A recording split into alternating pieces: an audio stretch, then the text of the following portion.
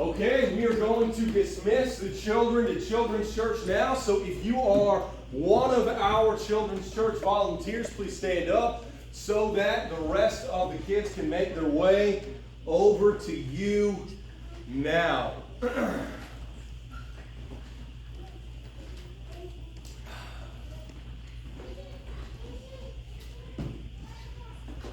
All right.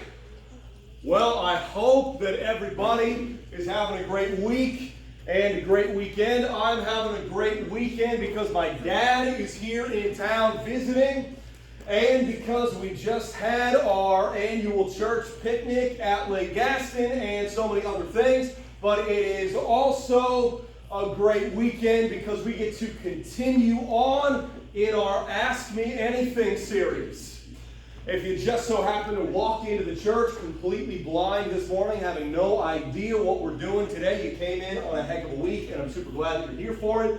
Because every fourth Sunday, what we do is we spend the entire church gathering just talking through some of our deepest and toughest and most pressing questions about God and the Bible and Christianity. Over the past month, we've been sending in our hardest questions about the Christian faith. We've been gathering up those questions that we've always had, that we've always wished someone would explain to us since we first started this series back in April. We've had an absolute flood of questions sent to us about all different kinds of things, but every fourth Sunday, we take the questions that got sent into us more often, more frequently than any other, and I spend the week researching it to the best of my ability, and then we tackle it together here in our service. And so I could not be more excited to dive into this month's Ask Me Anything service. This month, once again, we are only going to have time for one question. And so we're going to tackle the number one question that you guys sent in more often than any other question by far. I promise we will get back to tackling multiple questions again soon, but this is a big one, and I want to do it justice, so we are going to spend our entire teaching time this morning on this one burning question. The question that you guys sent in more often than any other question for this month is a good one, but it's going to take us some time to work through it. Because the question that you guys sent in more often than any other question for this month is this: is there any historical evidence for Jesus outside of the Bible? This is the question we've had submitted more than any other question up to this point. Is there any historical evidence for Jesus outside the Bible? You ever had that question before? Apparently you have, because you kept sending it in, right? But in other words, how do we know what we know about Jesus? Where do we learn what we learn about Jesus? How do we know the Bible is telling the truth about Jesus? How do we know the stuff the Bible says about Jesus is actually true about Jesus? Do we have any way of knowing that the Bible isn't lying to us? Do we have any way of confirming the really big and really strange and really fantastical claims that the Bible makes about Jesus? Is there really any historical evidence for Jesus, or do we just have to take all this stuff on blind faith? That is the number one question you guys have sent in to us this month, and that is an awesome question, and I'm so glad that you guys asked it, because this is one of my favorite topics in the world. There is an unbelievably common myth out there, and if you have grown up in the internet age, you have almost certainly run into it at some point. There's this unbelievably common myth that you hear on websites run by conspiracy theorists. You hear it in best-selling novels. You hear it in those wacky documentaries that you find in the depths of your YouTube queue, right? You hear it repeated non-stop on TikTok videos made by unemployed stoners. Almost everywhere you go, you'll run into this unbelievably common myth, this unbelievably common claim that says that the real Jesus was just a normal human being, but that hundreds of years later, the Roman government fraudulently created a new religion that falsely claimed that he was God. Know what I'm talking about? You ever hear that one before?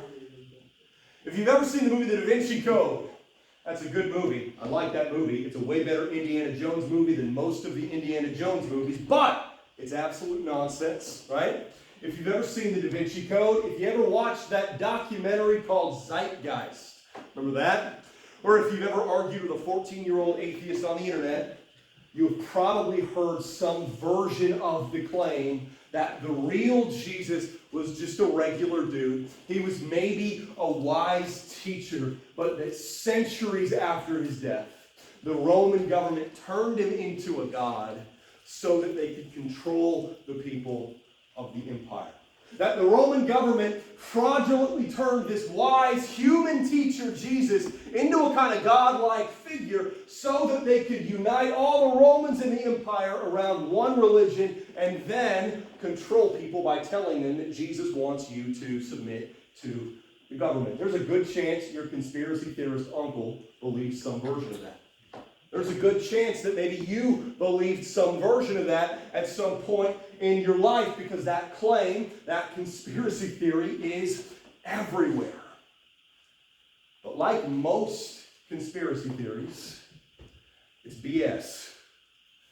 And so what we want to do this morning is we want to take this common myth to task. We want to tackle it head on. And the way that we're going to do that is by spending a little bit of time this morning diving into the historical evidence for Jesus. And because we want to dive deep into some of the historical evidence for Jesus this morning, we aren't even going to open the Bible until the very end of this service. We're going to completely ignore Matthew, Mark, Luke, and John until the very end of our time together. So, once I start quoting the Bible, you know we're almost done. But we're going to take a step back.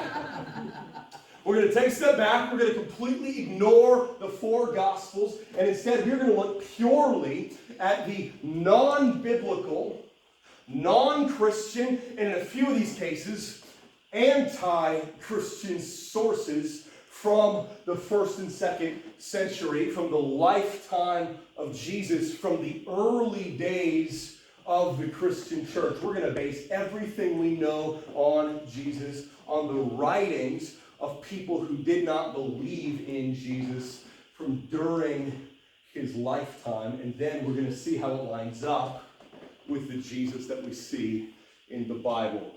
Sound good? You ready? Here we go. I think the best place to start as you try to piece together some of the historical evidence for Jesus is this 1st century historian named Josephus. Anybody remember Josephus?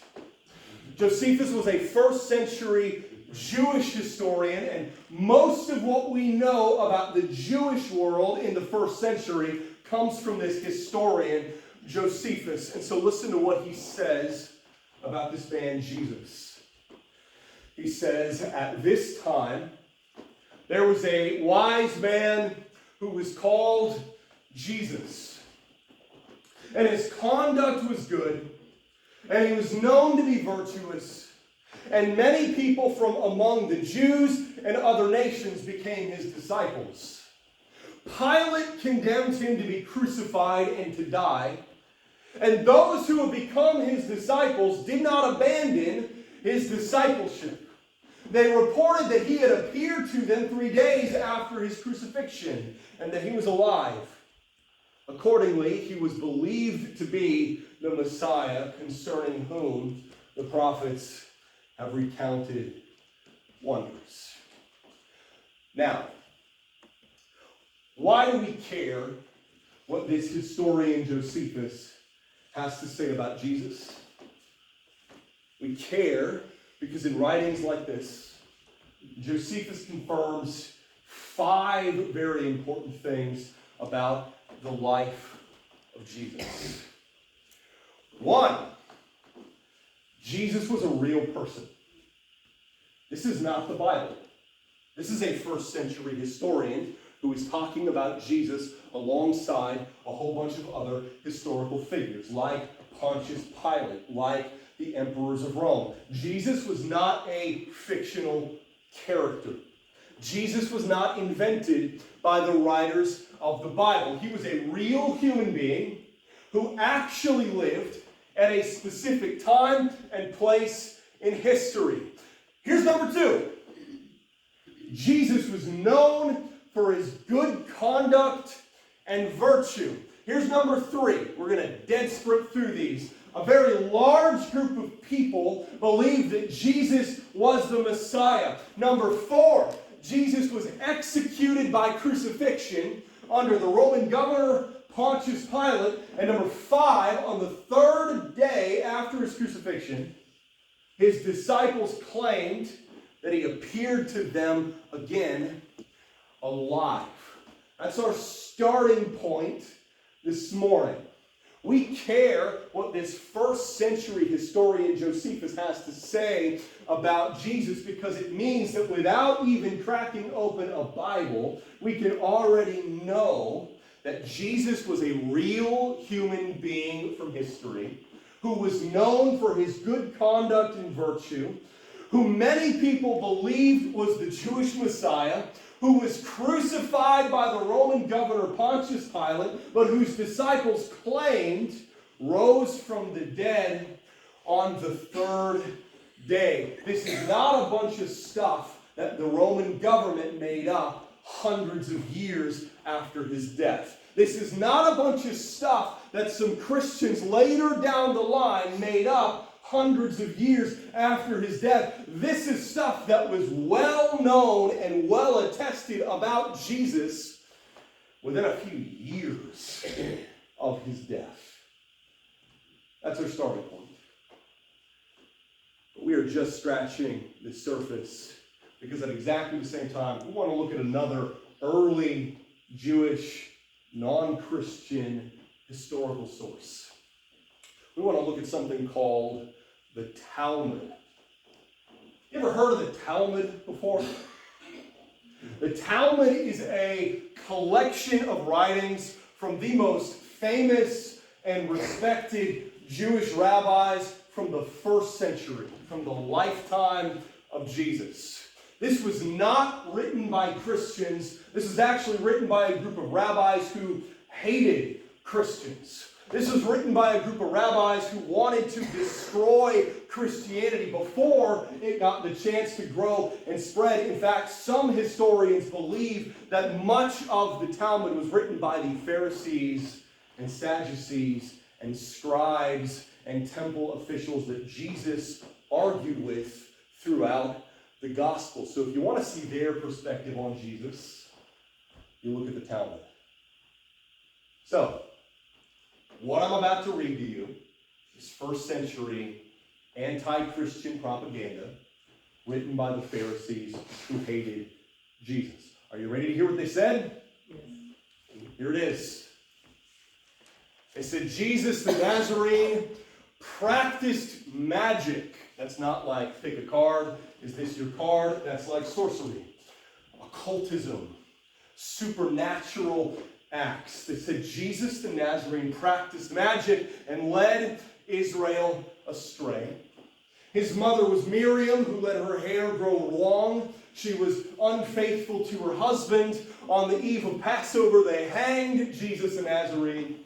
They hanged him on the eve of Passover. Now, why do we care what these anti-Christian 1st century rabbis wrote? We care for 2 reasons. 1, we care because the Talmud accidentally confirms that Jesus performed miracles. What am I talking about? Here's what I'm talking about. It says that Jesus practiced magic. Why does that matter? I'll tell you why.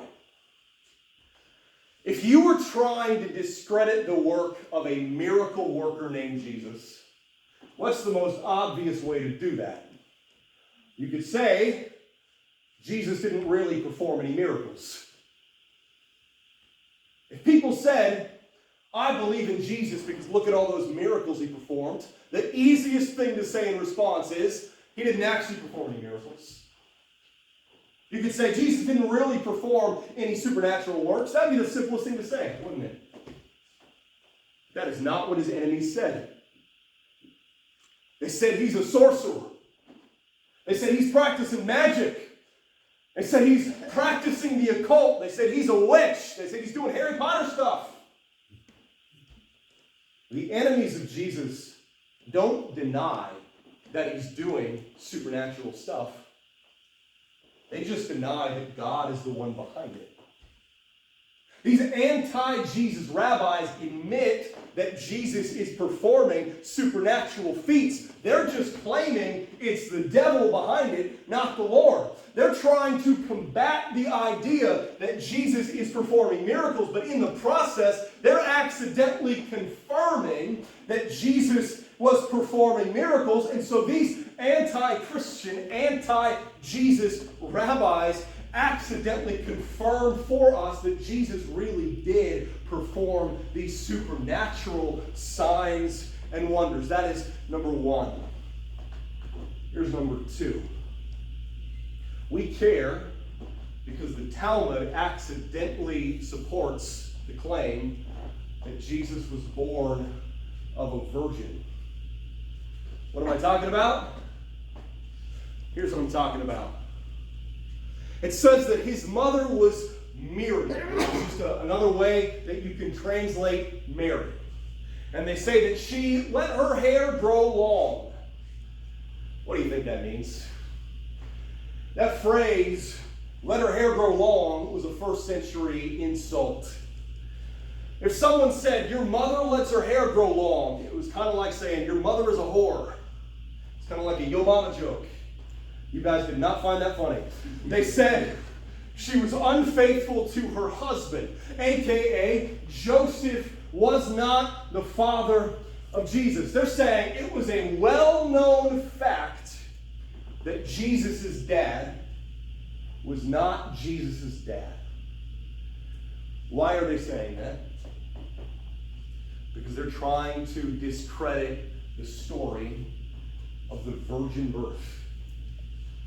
Followers of Jesus believed that he was born of a virgin, and these Pharisees are trying to combat that claim. They're saying Mary wasn't a virgin birth, Mary was sleeping around on her husband. Now, why does that matter?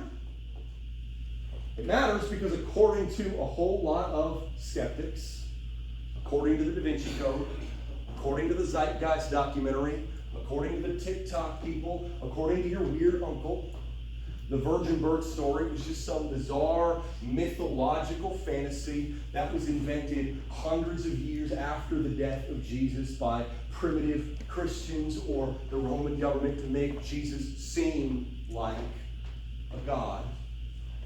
But the Talmud shows us that isn't true. The Talmud shows us that the story of the virgin birth has been part of the story of Jesus since the very beginning. They're accidentally confirming that people believed he was born of a virgin during his lifetime on earth. That's number two. And when you combine this with what we learned from Josephus, the picture starts to become a little clearer. Because now, without cracking open a Bible, we know, according to Josephus and the Talmud, that Jesus was a real human being from history who was believed to have been born of a virgin, who was known for his good conduct and virtue, who performed supernatural miracles, who many people believed was the Jewish Messiah, who was crucified by the Roman governor Pontius Pilate, but whose disciples claimed rose from the dead on the third day. None of that requires us to open the Bible. But we have still only scratched the surface. Because now we want to look at yet another early anti-Christian historian. We want to look at a man named Pliny the Younger. Weird name, but important source. Pliny the Younger was a historian and a Roman government official who was tasked by the Roman government with infiltrating early Christian churches and providing a detailed report about them to the Roman government. And in one of those reports, Pliny the Younger writes this. He says, the Christians met regularly before dawn on a fixed day to chant verses alternately amongst themselves in honor of Christ as if to a god, and also to bind themselves by oath, not for any criminal purpose, but to abstain from theft, robbery, and adultery. Now, why does this early government report about the earliest Christian churches matter for us as a historical source?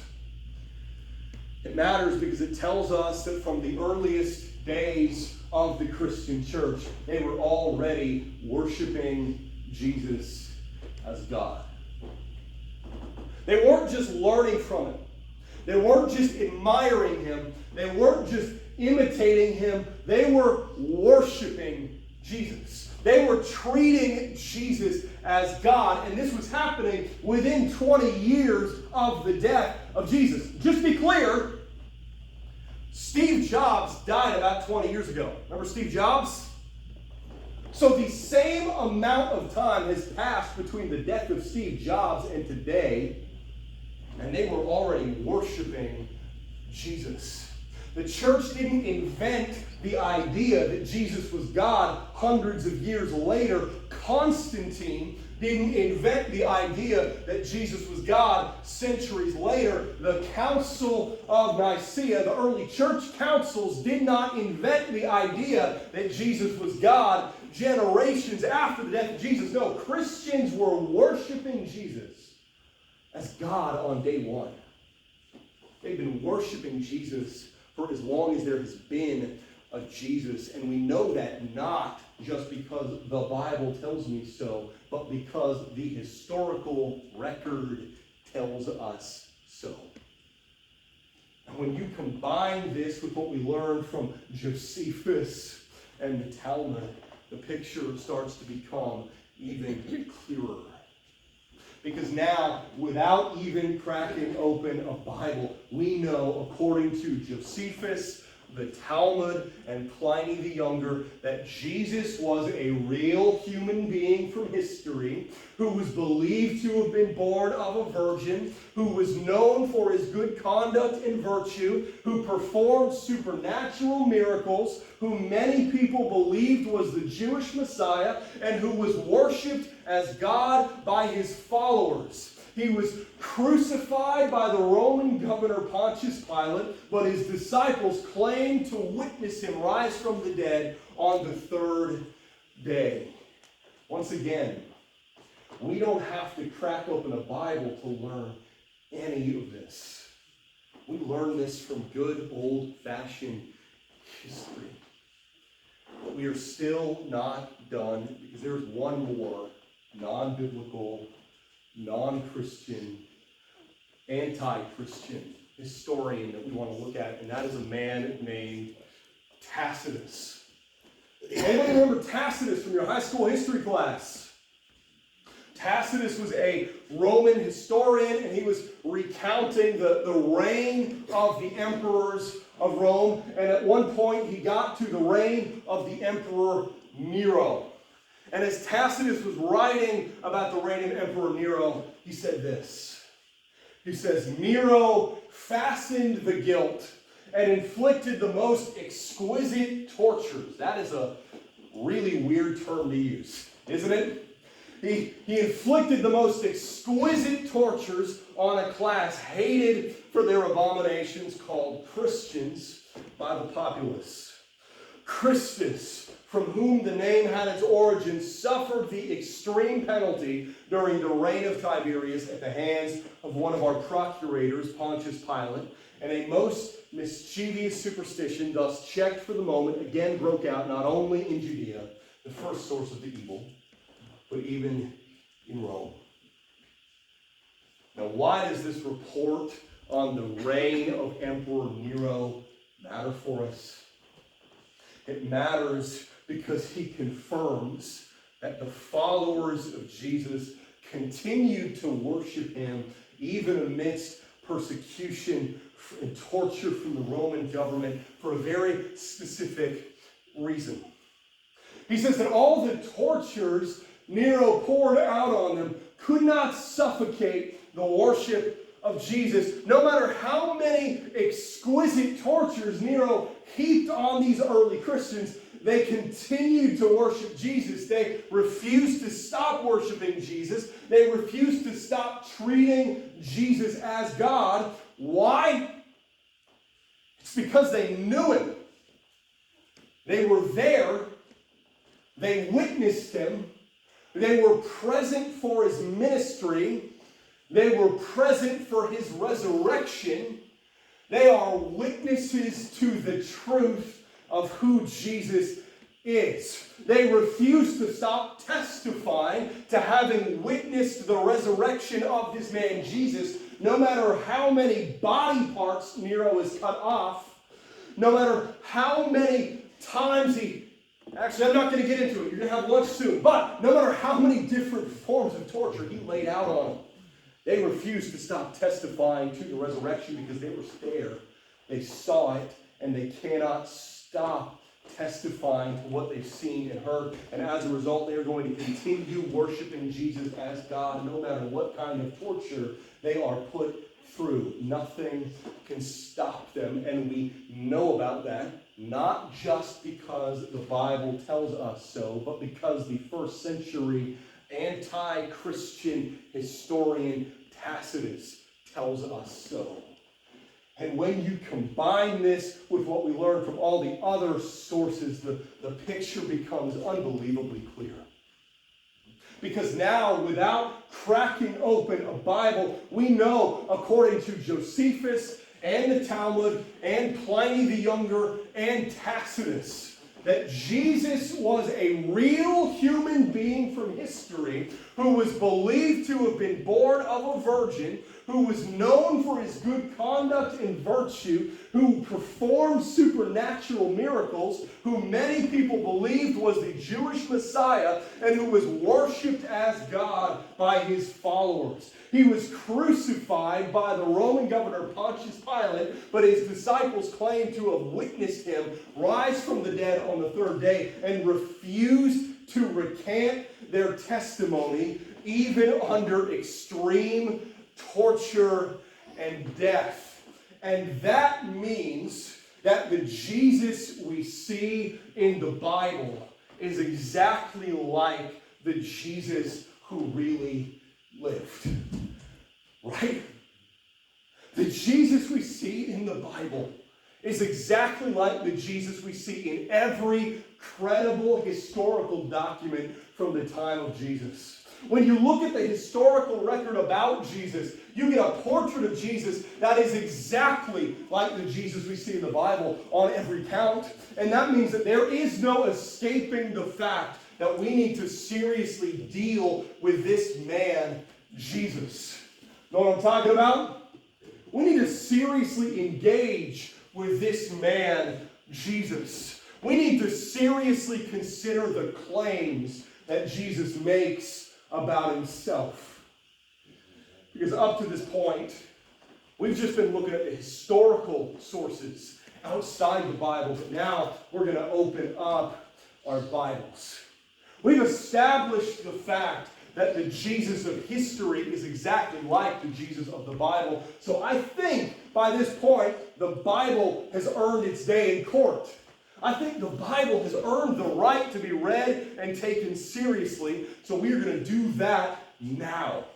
So, what does Jesus say about himself in the biblical Gospels of Matthew, Mark, Luke, and John? He says a lot of things, but we're just going to focus on a few of them. You ready?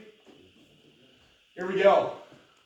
Number 1, in Mark chapter 1, Jesus claims to teach with God's authority.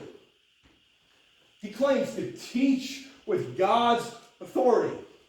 Jesus doesn't just claim to be a teacher sent by God. He claims to be God himself here to teach us. Number 2, in Luke 5, Jesus claims to be the God who forgives our sin. The Pharisees and Sadducees who opposed Jesus said, only God has the authority to forgive sin. And Jesus responds by saying, I know. And then he looks at a crippled man and says, your sins are forgiven. And then he heals him. He says, I am the God with the authority to forgive sin. Number 3, in Mark chapter 6, Jesus claims the personal name of the God of Israel as his own. This one requires a little bit more explanation. The God of Israel went by this very specific and very strange name. When Moses asked him what to call him, God said, call me Yahweh, or call me I am. Then in Mark 6, Jesus says, before Abraham was, before Moses was, I am. He's saying, I am the God who spoke to Moses. He's saying, I am the God who led the Israelites out of Egypt. He's saying, I am the God who gave you the law. I am the God who formed you into a nation. He is claiming the personal name of the God of Israel. He's claiming to be the God of Israel. And number 4, in John chapter 20, the Apostle Thomas finally pieces all these things together, and he looks at Jesus and he says, my Lord and my God. He says, you are my Lord and my God. And Jesus accepts the title. Essentially, he says, yeah, that's right. I'm glad you finally figured it out. The Jesus that we meet in history and in Scripture has revealed himself to us as the God of the universe, and he has reached his hand out to us and called us to take it. And that means that we need to do 3 things this morning. We need to respond to this Jesus in 3 ways this morning. We need to worship him as God, bow down to him as King, and follow him as teacher. You know what I'm talking about? If Jesus is who he says he is, then we need to worship him as God, bow down to him as King, and follow him as teacher. You came here for a history lesson, and now you're getting an altar call, right? Because whatever state you walked in here with this morning, the state you need to walk out of here in this morning is a state of submission to Jesus as your King and worship of Jesus as your God and following Jesus as your teacher. Don't do it just because of the Bible. Do it because of history. Do it because of the truth. Because even if you ignore everything the Bible says about Jesus, you cannot escape what history says about Jesus, because history testifies that Jesus is exactly who he says he is, whether you like it or not. And so you need to respond to Jesus not with rebellion, but with submission with worship. You need to bow to him as your king, worship him as your God, and follow him as your teacher. And he has reached out his hand to you this morning and invited you to do exactly that. And so what I want you to do this morning is I want you to come up to me after this service is over. I know it's a little bit awkward to do that, but I want you to break that very small barrier of awkwardness and come up to me after the service is over. And if your period of rebellion and running is over and you are ready to throw yourself at the feet of Jesus as the King and God and teacher that he is, I want you to come and tell me. And we can talk through all of what that is going to look like in your life. We can talk about your next steps on your journey with Jesus.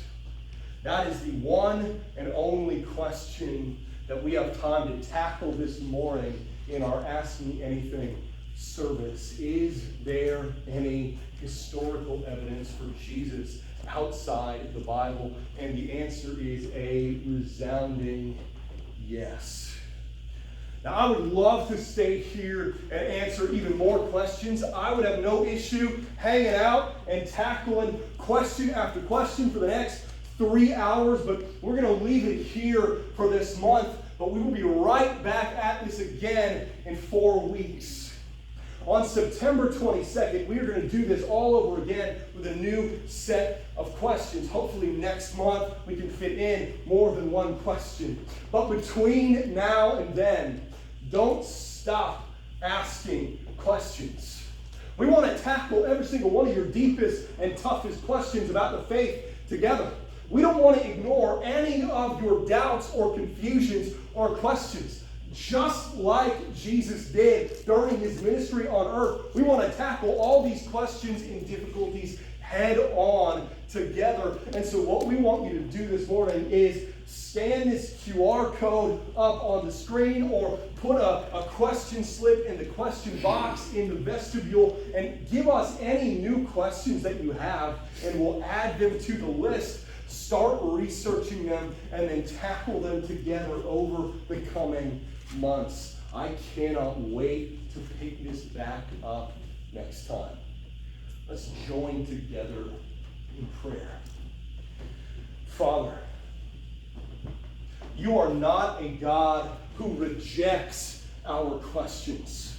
You are not a God who shames us for our questions or confusions or doubts. You are not a God who tells us to sit down, shut up, stop asking questions, and just have blind faith. You tackle all of these things with us head on, and we want to do that exact same thing together as a church. We thank you for the way that you welcome us to the foot of your throne to have our questions, our confusions, our doubts, our uncertainties addressed. We thank you for the way that you welcome us to the foot of your throne so that we can grow a sturdy faith, a strong faith that is built on truth, that is built on clarity, that is built on asking questions, that is not built on burying these things so that they just get bigger. And so as we continue to investigate every one of these questions, confusions, uncertainties, and doubts in the coming month, we offer this quest to you as an act of worship. So now be glorified in our grateful worship together. And all of God's people said, Amen. Amen. If you would now stand as we respond in worship through song together.